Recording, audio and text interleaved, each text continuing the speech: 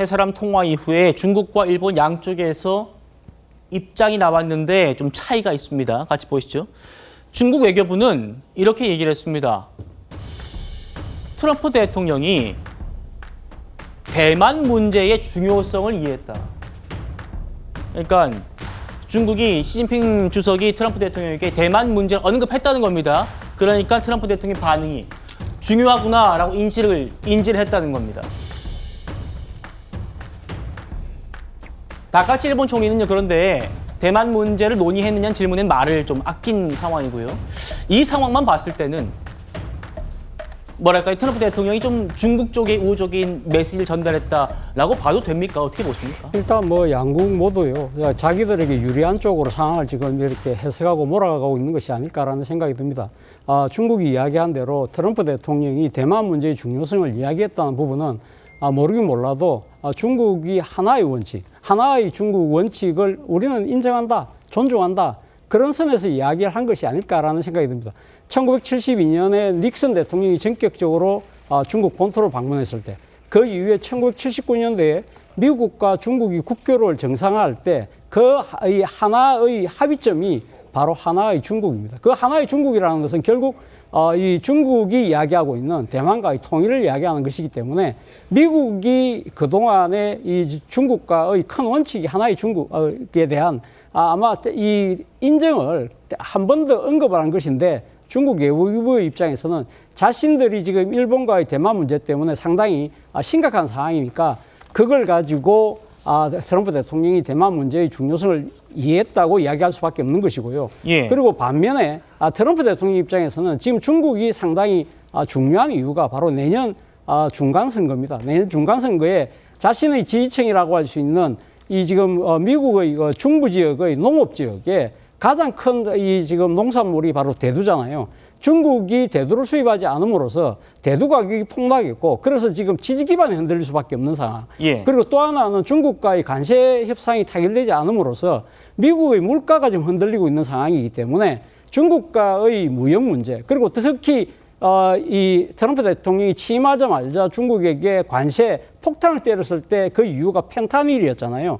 그 지금 마약의 합성 마약의 원료인 이 펜타닐 문제에 대해서도 중국이 확실하게 단속을 했다. 그 이야기를 지금 강조하고 있는 거 보면 네. 서로 양쪽이 자신들에게 유리한 것만 지금 이야기하고 있는데, 아마 모르긴 몰라도 다 두 가지 이야기 다 공이 이야기가 됐기 때문에 제가 생각했을 때는 서로의 정상이 자신들에게 유리한 국면을 만들기 위해서 이 통화를 했고, 그 통화의 결과를 자신들에게 아전 인수격적으로 이야기를 하고, 바로 그 문제에서 비롯된 것이 대만 문제니까 네. 트럼프 대통령 입장에서는 동맹국인 일본이 상당히 불안할 수 있겠다라고 생각을 해서 자신이 먼저 다카이치 사나이 총리에게 전화를 한 것으로 보입니다. 예.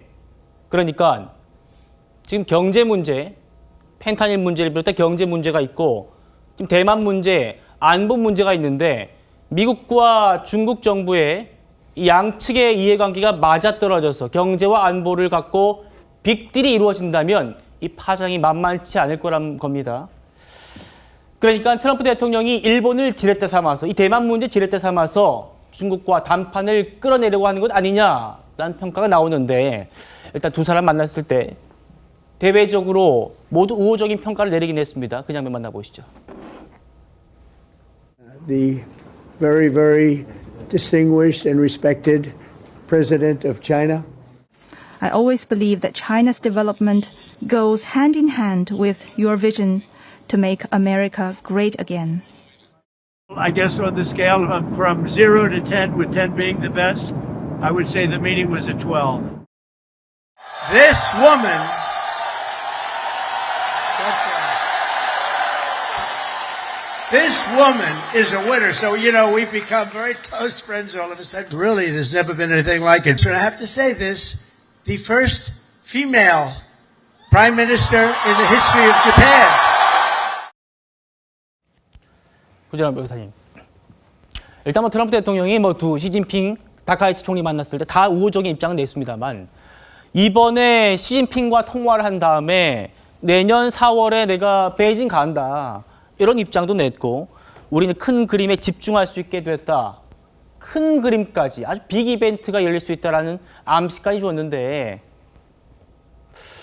어떻게 보십니까? 그러니까 지금 이 일본을 지렛대 삼아서 이 대만 문제를 지렛대 삼아서 빅딜을 좀 추진한다고 보십니까? 저는 그렇게 봅니다. 그리고 삼국이 다 자국의 이익을 위해서 움직였는데 국제사회에서의 냉혹함, 자국의 이익을 우선하기 위해서 다른 나라의 이익도 동맹도 그렇게 이용할 수 있다는 것을 지금 극명하게 보여줬다 생각을 하거든요. 사실 바이든 정부 때는 군사 개입할 수 있다라는 얘기를 강력하게 했었습니다. 그러다가 트럼프 대통령 들어와가지고 다시 또 전략적 모호성으로 돌아갔는데 그 상황을 일본에서는 좀 이용하고 싶었던 것 같아요. 다시 또 바이든 정부 때처럼 그런 강경 발언이 나오기를 바라고 일본과 중국의 그런 대립 관계에서 일본도 우리가 원하는 것을 얻겠다. 왜냐하면 강경파가 굉장히 지금 지지를 얻고 있기 때문에 중국에 대립할수록 다카이치 총리의 지지율이 굉장히 높았습니다. 그리고 중국이 대만에 대해서 이렇게 영향력을 확장했을 때 일본으로 들어가는 무역의 대부분이 대만 해협을 지나가기 때문에 경제적으로 타격이 심할 수 있다라는 거에 대한 우려를 지금부터도 내세웠던 것이거든요. 예. 그러니까 이번에 대만 유사시라는 것도 조건이 있었어요. 그 대만 유사시에 미국과 중국이 충돌하면 일본도 군사 개입할 수 있다 이렇게 했던 건데 사실 그 명분으로 인해서 우리는 미국과 굉장히 혈맹 관계처럼 움직일 것이고 미국의 이익을 위해서도 우리는 움직이는 거니까 미국도 여기에 호응해 주겠지 딸려오겠지라는 생각을 했던 건데 트럼프 대통령은 거기서 한 발 물러서 가지고 나는 이 이슈에 빨려 들어가 가지고 내 업적을 깎아먹는 일은 하지 않겠다. 외교 문제, 경제 문제에 있어서 나의 공은 그대로 유지하겠다라는 걸 지금 강하게 보인 것이죠. 굉장히 냉혹한 면인데 이걸 통해서 대만 문제마저도 외교 안보에 대한 이슈마저도 나는 그냥 무역이나 뭐 관세나 이런 문제에 이익이 된다면 미국의 이익을 위해서 일본의 이 요청을 무시할 수도 있다. 이런 걸 보인 것이거든요. 예. 그렇기 때문에 굉장히 빅딜에 대한 얘기를 길게 하고 나서 일본이 굉장히 서운할 수 있으니 전환은 했는데 이때 보인 거는 달래기 그리고 동맹 간에도 주도권은 미국이 주고 있다라는 걸 명확히 했다. 그러니까 이 의제, 당신이 끌고 가는 거에 의해 가지고 딸려가지 않는다라는 거 명확하게 우열관계를 보여줌으로써 빅딜이나 이런 거래에도 미국이 의제를 가지고 가고 미국의 이익이 되는 방향으로 갈 때 일본 여기에 협조해라 이런 취지를 명확히 했다고 생각합니다. 예.